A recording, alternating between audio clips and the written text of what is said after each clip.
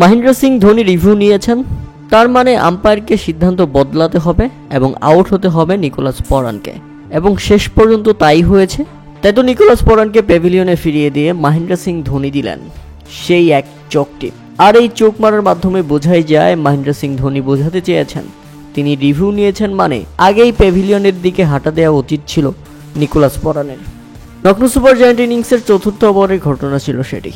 Bowler Anshul কাম্বোজের করা ডেলিভারিটি Nicolas পরান সজোরে bat চালালে বলটি তার পেটে আঘাত করে এবং সাথে সাথেই সজোরে আবেদন জানায় চেন্নাই সুপার কিংস, কিন্তু আবেদনে সাড়া দেয়নি আম্পায়ার। আর সাথে সাথে রিভিউ নিতে দেখা যায় মহেন্দ্র সিং ধোনিকে। রিভিউ নেওয়ার পর মহেন্দ্র সিং ধোনি নিজের সতীর্থদের বলছিলেন এটা আউট, এবং শেষ পর্যন্ত সেটাই হয়েছে। টিভি রিপ্লেতে দেখা যায় বলটি impact in line, pitching outside of এবং উইকেট হিটিং।